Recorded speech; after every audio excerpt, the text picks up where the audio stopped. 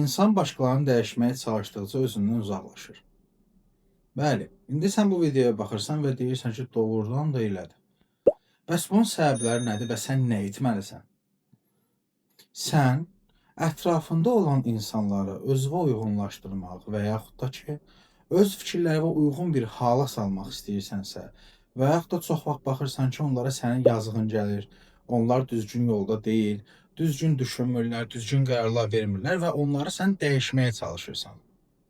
Sən bu anda artıq öz enerjini onlara sərf eləmiş olursan və sən artıq xilaskarlıq modunda olursan, xilaskarlıq rejimində olursan.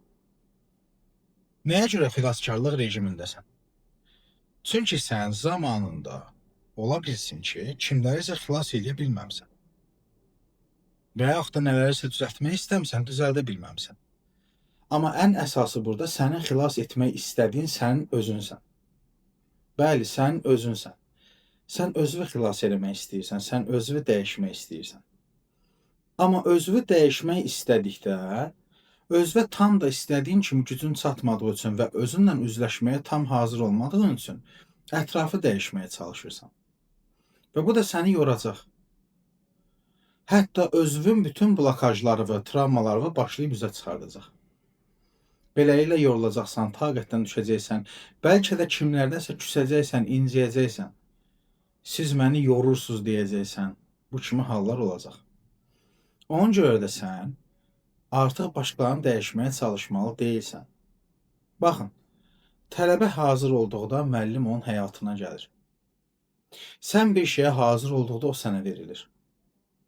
Buraxın insanlar, ətrafınızdakılar öz axarında hər şeyi yaşasınlar. Siz onları dəyişməyə çalışmayın ki, siz özünüzü dəyişməyə çalışın.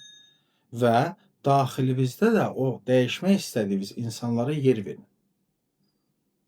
Çünki sənin daxilində dəyişməyə icazə vermədiyin, qəbul etmədiyin məqamlar ki var, onlar səni sıxacaq. Onlar sənin üstünə gələcək.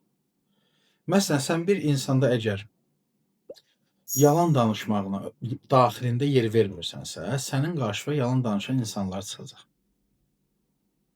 Sən onun görə daxilində yer verməlisin. Sual yaranır ki, tamam, bəs mən daxilində buna necə yer verim? Bu nə deməkdir? Daxilində yer vermək odur ki, sən artıq bunu qəbullanırsan. Yəni, bu adam, qarşımdakı insan, bu cür bir insandır, mən bunu olduğum kimi artıq qəbul edirəm. Və ona uyğun sən həyatını planlamağa başlayırsan. Unutmamalısan. Sən bir damla ola bilərsən. Amma o dənizdən kənara düşəndə sənin heç bir əhəmiyyətin yoxdur. Amma dənizin içərisində bir damla olanda sən o dənizlə bir və bütünləşirsən. Sən bu kainatla bir və bütünləşməlisən. Və anlamalısan ki, bu kainatda onlar da bir və bütündür. Onların da öz yeri var bu kainatda. Amma sən bunları danışıb, onları öz yoluna gətirib, fərqli bir yola gətirməyə çalışırsan, bu da sənə həmişə yoracaq, özünə ziyan verəcəksən, başqa heç bir şey etməyəcəksən. Və sonda da mənə sağ ol demədilər, mənim qədrimi bilmədilər kimi fikirlər irəli sürəcəksən. Bu videoya baxandan sonra özünə bir sual ver. Mən bu günə qədər kimləri dəyişmək istəmişəm?